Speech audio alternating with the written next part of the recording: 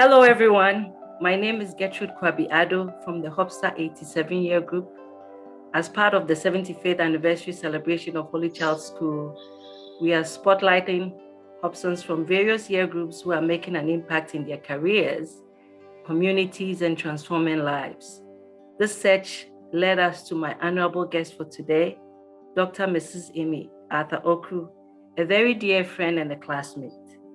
By way of a quick introduction, Amy is a trained chemical engineer, worked in the field for many years, but in the last 16 years has been working in the procurement field.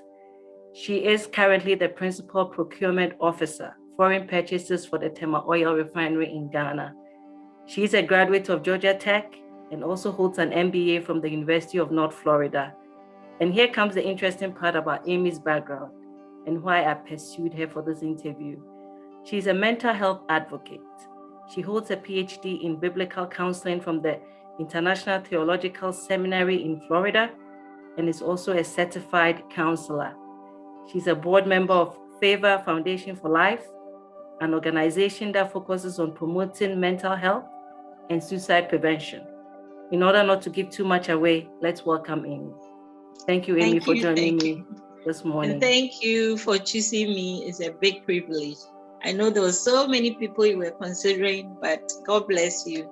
I don't take this for granted. Thank you so much. And I would say that, the Hobson community definitely want to know what you've been up to since leaving Holy Child. So share a little bit of your journey between Holy Child and how you got to Tema Oil Refinery. Wow. It's quite a journey. After Holy Child, I got a scholarship to the US to read chemical engineering. It was a chemical engineering program. And then after graduation, I worked as a process engineer. And I don't know, whilst I was working, I felt something was missing in the sense that for engineers, we seem to be so caught up in technology, but not looking at the economics of things. So for instance, you want to buy a pump and you have to justify why you need that pump because the company has to make money to pay for it for in a number of years and stuff like that. So I decided to go into at least read the MBA, because I've been a pure science for so long. And around that time, I was also thinking about relocating home. And I felt like the chemical engineering was too specialized. And so if I came home, I wanted to be a little bit versatile. So that's what got me to do the MBA. So when I got back home, I found myself at Tema Oil Refinery, one of the, chemical engineering companies you could think of. And it was very exciting. I started as a process engineer. And somewhere along the line, they felt my MBA background should help with buying technical stuff. It's a typical technical company, so spare parts and things like that. So they felt like it would be good if I help with that side of things. So with the outside background, they put me in charge of foreign purchases. So I've been doing that for a while. And in fact, I polished up by becoming a certified buyer. So I became a chartered buyer. So I guess everything I want to know and do it well. So I became a certified buyer. And it's been nice. Till date, that is what I've been doing. You get to meet so many different people. I get to talk to so many people. I have internal customers and external customers. The people I serve at the plants are my internal customers. I get to meet a lot of foreign personnel because of the foreign buy. And so it's been an interesting journey Awesome. to date. Very rich background. And so, obviously you are still in your field of choice. I don't think that this definitely was the career you had envisioned. So I guess, the reason why we are here is your ministry, so to speak. in biblical counseling, mental health, self-development, marriage counseling. And so I'm interested to learn more about what led you to that arena. So can you share a little bit about what motivated you? Yes. I think if you remember, I used to be part of Calvary Road. And when we're in Calvary Road, I was in drama, actually. I love drama. I guess I wear a lot of hats, different hats. I was in drama, but for some reason, it appeared as if anytime any man of God was around me, they kept on talking about the spirit of counsel. Anytime I found myself in a group, they'll lead me to somebody to counsel. And I've always been interested in people, about what makes somebody tick. It's like I'll spend a lot of time studying the people I have to work with. And as soon as I figure you out, I feel like my work with you or how I deal with you is so easy. For instance, if I know that you get angry when you are hungry or something, I see that you are hungry, I know how to manage you. And then as a result, when I was in the university, in fact, I took all my electives. Most of my electives were in psychology. I started taking psychology classes. So when I came back to Ghana, I'm still with Harvest Chapel. And then I got involved in another group, Coming King Revival Ministry. And for some reason, they made me the relationship coordinator. And then they're having problems. They invite me to talk about relationships and things like that. Then I realized that, people were trusting me with their lives, and it would be good if I got some background about counseling. Because it's a ministry, but I also believe that even if you have a ministry, you should develop it with knowledge. The Spirit would make it easy. Like the Spirit has given you the gifting, but then when you understand the gifting, it blossoms. So that's what got me to go to the counseling school. So I started doing executive counseling course. And in fact, when I took the counseling class, I felt like if I had known all that before, maybe I should have gone into counseling or psychology at the very beginning. I became so much alive. As much as I was stressful, that was good stress. It was almost like I found myself in a world that was so intriguing. I was learning so much. In fact, I was learning so much that I was wondering whether they were using psychology on me, changing my mind, because I realized that I was brought up thinking a certain way, and life is not like that. And I don't know, I got so involved, and it was answering a lot of questions for me where I felt like, I had questions in my head, but I didn't know how to answer them. And I felt like our existence as human beings, people take each other for granted. Our emotional health, mental health, especially when it comes to Ghana, we take a lot of things for granted. So example, somebody takes a maid. It's like the maid doesn't have feelings. The maid shouldn't have a life. You see that the maid is 21, 22, and you expect her not to have any feelings for a guy. Even if somebody wanted to show interest, we shut it all off and we push them to get into all kinds of crazy things. So I realized that our understanding of life, no matter how educated you get, that basic understanding of life was really making or breaking people. And so that got me deeper and deeper into the counseling. And in fact, my professor kept on saying that you are a natural. It's like, when he gives assignments or do certain things, it's like, you get it so easily. It's like, wow. It's like, you ask me something, it's like, Amy, you seem to be a natural. So it even confirmed to me that is really my ministry. And then the little knowledge that I got now, when I was counseling people will be like, wow, why are you not in this full time? In fact, a lot of people keep on asking me why I'm not in it full time. And I tell them that I'm building my portfolio, because this is what I see myself doing after retirement. And I'm doing it now in terms of church, Yes. At Harvest Chapel Yes. Committee 18 branch. I'm seen as the resident counselor. Yes. So I assist the pastors in counseling. I sometimes do seminars for people who are interested in counseling or lay counselors.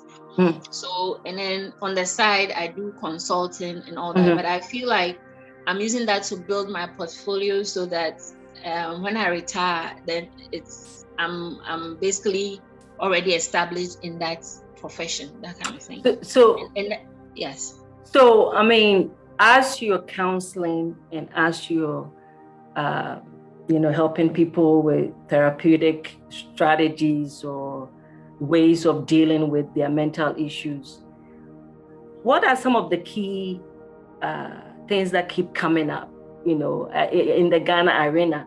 I would say that, in our world today, the mental health challenges are rising, especially during this pandemic where people are alone. The societies become more isolated. You have children that have a computer world. They would rather not communicate with human beings face to face, but rather, they have a very thriving world on the computer. The internet has both been a blessing and a curse, and is driving some mental health challenges there. So mental health is at the forefront right now. And in Ghana, what are you seeing as you're doing this work? What are the things that keep coming up? In Ghana, I'm sorry to say that I think in the Christian community, for instance, we've been brought up that it's like, don't get me wrong, Jesus can solve everything. But I think we've been brought up to think that we don't need to try or make effort for everything. So far as you are praying, nothing wrong should happen and everything should be okay.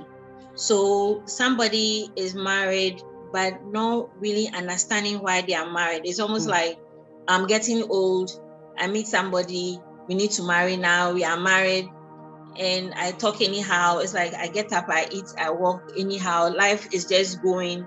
We know formula, we know principles, but I've grown to realize that life is ruled by principles. What do I mean by that? I always use gravity as an example. It's like gravity is a principle that I see science have studied so much and even invented aeroplanes and all that out of that to get aeroplanes to fly against gravity. So that means you have to understand that principle. Now, as I'm counseling, I'm realizing that, and including myself, I even realized that I never paid attention to the principles that rule my body. I never paid attention to principles that rule relationships. It's like you are there, you have a friend, we are going, we are coming. But just being more, as we are all growing, paying more attention to your diet, paying attention to exercising. So now we are in the age group where all of a sudden your friends are becoming diabetic, they are becoming hypertensive, and it's like, let's pray. Then it's like, oh, let's pray that the disease goes away. In fact, I lost an office colleague who became hypertensive, and when he was told about it, he refused to take medication because he believed he could pray, and he had faith, and he just died. It was such a blow. So in the Ghanaian community, I realized that the spirituality, how spirituality has been presented to us, is not making us deal with issues. So even in marriage or anything, it's like you are not acting right, you are not paying attention to your wife. You think you can just pray that away, or we sweep issues under the carpet, like that kind of thing. And I think that is what is worrying a lot of us. And then it's a taboo to do this. So somebody is in a marriage and is not happy, he doesn't have any venue to vent out. You talk to your pastor, say, hey, I don't advocate divorce, but it's like, even somebody to talk to that I don't like what is going on. So hush, don't be negative. Even if you're, hey, don't say that. Don't say you are being negative. So you have us all pretending so much that everything is okay when things are not okay, and not feeling comfortable to talk about things that you think is not going right. And till it gets to that point of explosion, and now we are in a new environment where you have one person saying, I can't take it anymore, I can't live this life, then it comes out, then it becomes out like a scandal. Or I mean, my colleague, anytime I think about him, I don't know whether I'm angry or I'm sad, because I get so upset that it could have been prevented. Yes. So many lives are being lost, many relationships are being broken because of just lack of knowledge. I mean, the Bible says it beautifully, because of lack of knowledge, my people perish. So when you talk about lack of knowledge, what should people do? That is why, that was one of the reasons I became certified. I mean, became licensed counselor. So to become licensed, they feel you need to go through some training. Now, when you go to our churches, we have a lot of lay counselors who don't have any background really in a lot of trainings. Like take a couple of courses, or somebody who's old and you feel is experienced, and then they become either the premarital counseling person or something. And what they are noticing is that some of the premarital counseling, people are just doing it almost like fulfilling all righteousness. You know, I want to get married, and they are not putting any seriousness to it. Or the counselor makes it so boring, it's not really answering issues. So you talk to people, it's like you ask them questions about sex, everybody is dodging. You ask them questions about this, everybody is not comfortable with it, that kind of thing. And then when it comes to mental health, it's like the moment you mention mental health, everybody's views go to total insanity. But so far as you are not okay about something, it affects your mental health. You see, it's like how you think. Basically, our mind is our control center. So how you think affects how you feel and affects how you behave. So that's why the Bible even says that whatsoever a man thinketh, so is he. How you think or how you see things. So if I'm in any situation and how I perceive things, I'm not happy about it, it will create some kind of mental illness. It says I'm not happy. If I'm in a marriage and I feel like I'm being cheated, I'm not happy. It's altered my mental health. You know, and something even as simple as not eating well can affect your mental health, because your brains need energy or nutrients. And so I've witnessed a situation where somebody fasted and will not break the fast well. Then this is some of the lack of knowledge I'm talking about. They are doing spiritual emphasis at church. She also wants to do some, and there's nothing wrong with that. She's doing it, but she breaks the fast with Lipton, not eating, going about her business, and she got a total breakdown. Wow. You see, so, and I realized that a lot of cases like that were happening, and they would either take them to prayer camp, and because of lack of knowledge again, and making it look like it's a demonic and all that, it develops into something else. Because as soon as it's not clinically controlled, maybe a person may need some drugs, or the initial stages is the most important. As soon as those initial stages have not been controlled, it gets out of hand. And these are some of the reasons where I get really into being an advocate for mental health, where at church or people invite me to give talks at their church or organize a workshop, because I realize that most of us, it's not our fault, but our minds have not been directed to that. In fact, before I got into counseling, there were certain things. Sometimes I'm even looking and say, but I thought you could just pray about it. I thought the same way. You know, there were so many things I didn't even realize that, so I have to watch what I eat. Okay, I know, but I mean, I have to walk and exercise and do all that. But I believe in God, and God loves me. Can't He take care of me? Yeah. So I realized that I have to play my role, and He's also playing His role. And I don't have to go against His principles. And I get very intrigued when I find all these things in the Bible. So that means that the Bible itself, it's not being explained to us well. It's like we are looking at prosperity at this end. Our concentration is on money, but we forget that the Bible holds so many keys to so many things. Yeah. You see, Even the Bible says we should be transformed by the renewing of our minds. Yes, and that is the biggest miracle.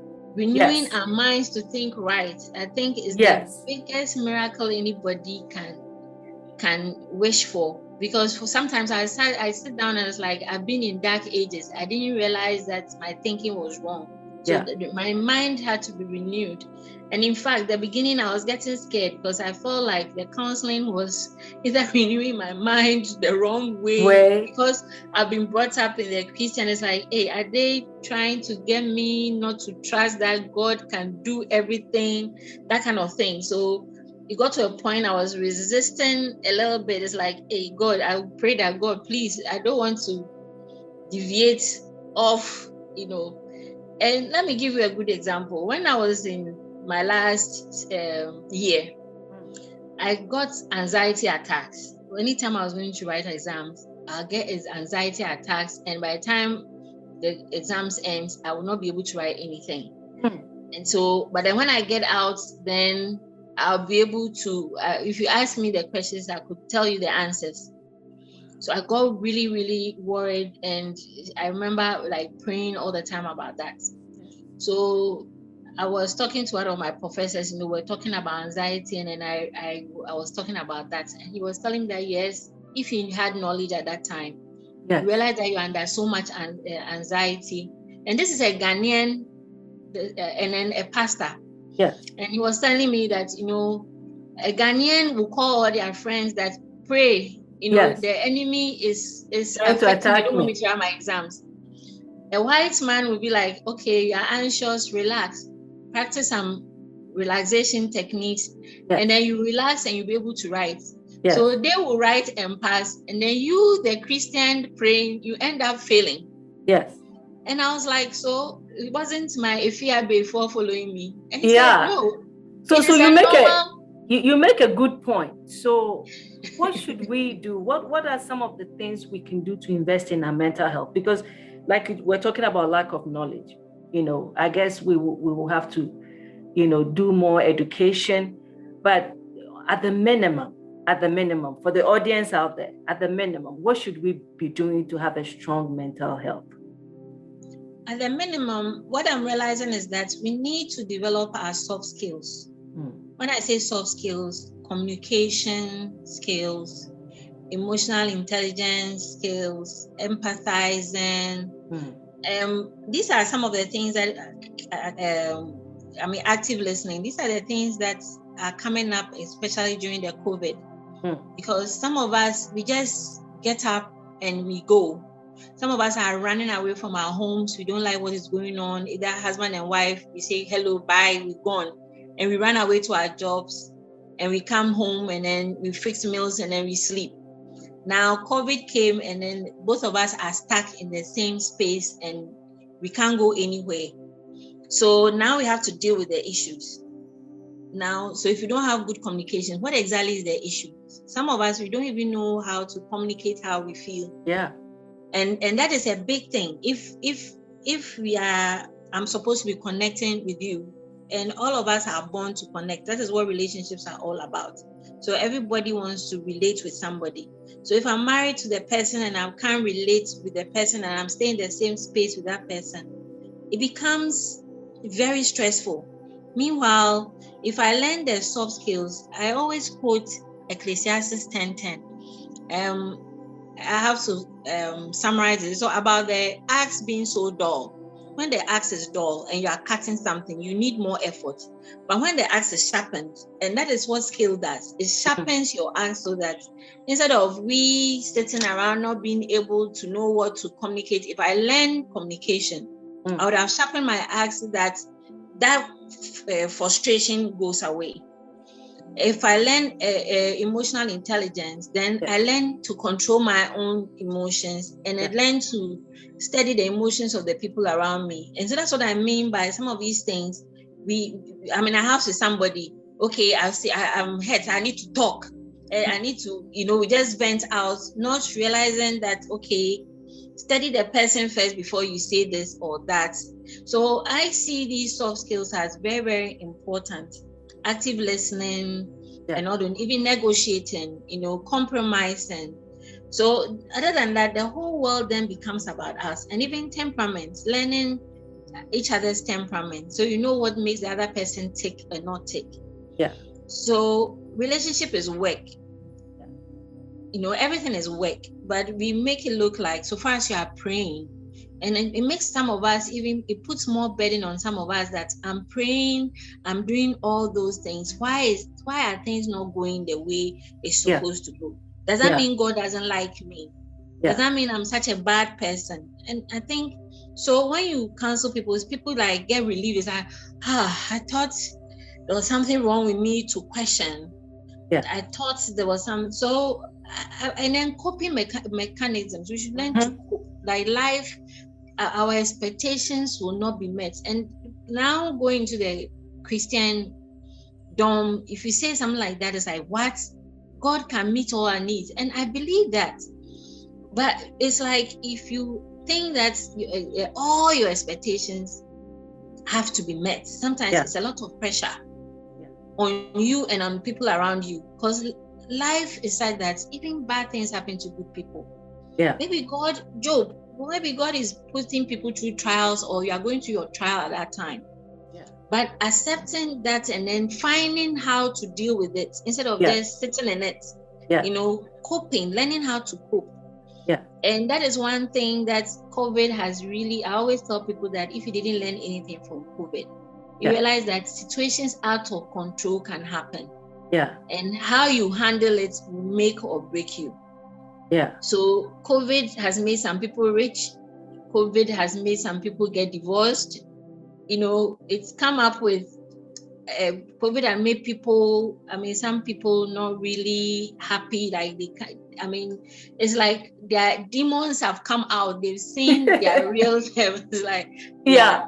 And I'm also thinking that I wish when we're growing up, they taught us meditation, to have that discipline of meditating. Of course, in the Christian circles, they talk about meditating on God's word. But in reality, how many of us really practice that? And I understand the root word for meditation is medication.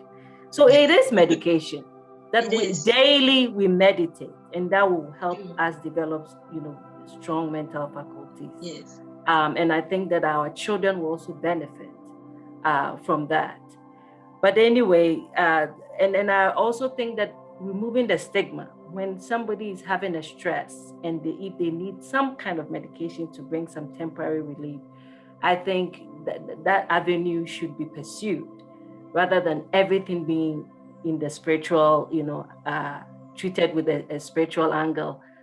We need to also seek medical help when we need to, because sometimes that will bring that temporary relief that you need to be able to recover. As we continue, what are the 3 things that make you successful? What do you think has made you successful on this journey? I would say that one thing about me that, in fact, my weakness that is not being patient. I have learned to be patient and calming down.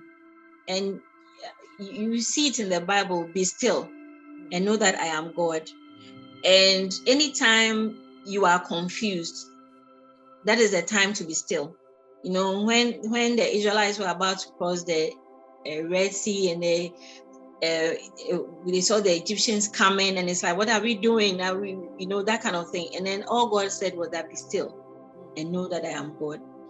And I have realized that principle is so powerful. So anytime I find myself in that state of confusion, either with work, either with my own personal life or with anything, the first thing I do is to try and calm myself. And when things happen, I can get into this very quiet mode, and it's basically regrouping. I'll calm my spirit down. And as soon as your spirit calms down, somehow the solutions just come clear.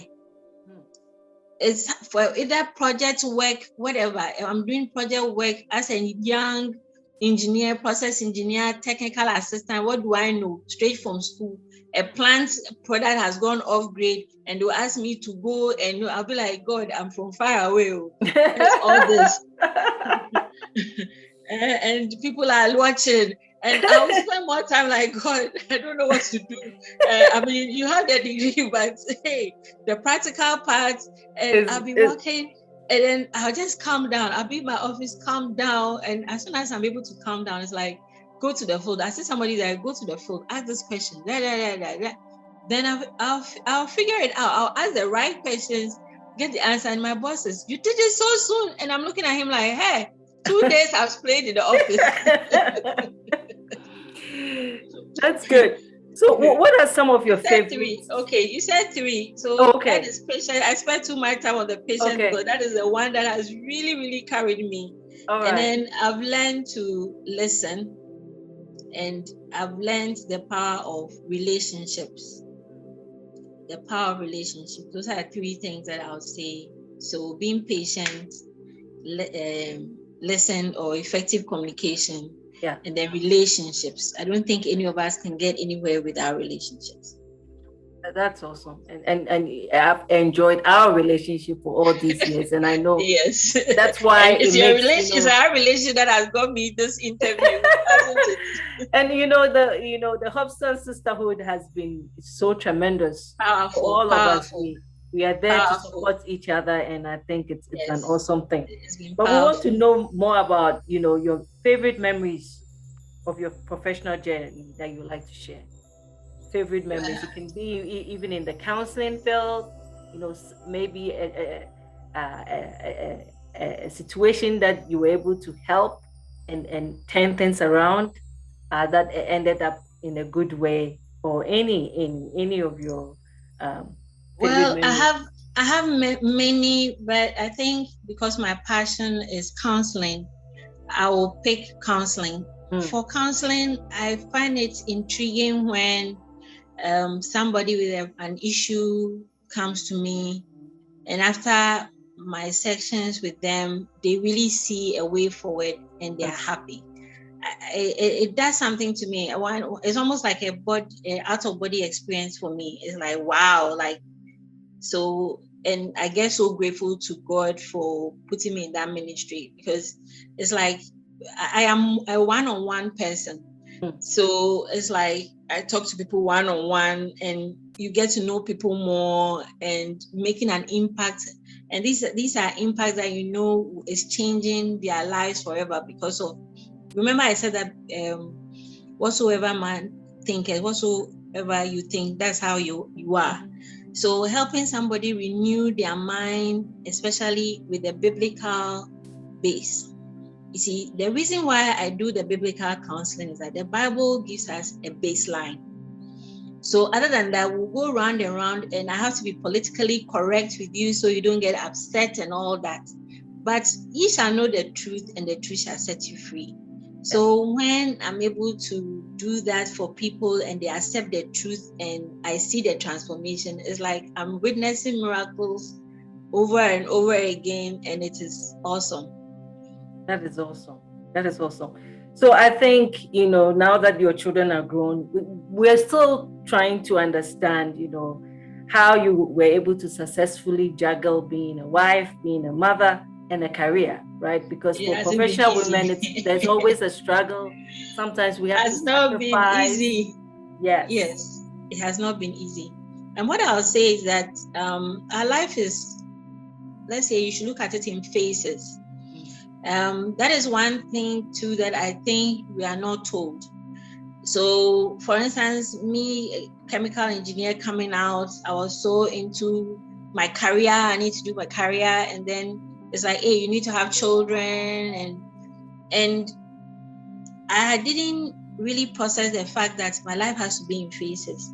So it's almost like I have to put something on hold. And sometimes when you even put certain things on hold, you are seen as, hey, you are letting your career pass by. Hey, and so if you get caught up in trying to juggle family and career at the same time and your Christian life, because I remember coming back, there'll be programs, and the way the pastor was like, nobody should miss this program, everybody should be there. And I tried to do all that. I realized that no, there are certain phases, and maybe this phase, I need to just concentrate on the children. I should let this go by. So I made certain positions go by just to with the children. Then after a while, you could pick up. Other than that, your relationship too will suffer. Like I said, there are principles with everything. Yes. But you get caught up. It's like, hey, I need to be at this church program. I need to be at that. Then before you realize, you are neglecting your children, you are neglecting your husband, and then that one to another wahala comes up from there. Yeah. And then it's the God, I'm doing your work. Why are you making my marriage suffer? So those are the things that I'm learning, that no, life is in phases. So sometimes something has to go. You may not have to take certain positions for a while. Then the children get to a certain stage, then you can pick up again. So for instance, if you are privileged to be married early, maybe have the children as soon as you can, get them out of there as they are growing, then you build your career. But sometimes you're trying to do all, and no, it's hard. You have to let something slide. So on this journey, all the program, you can't go to every program. You have to go to some. So on this journey, how, I know your family has been supportive, but how was your family supportive throughout this journey of being able to juggle?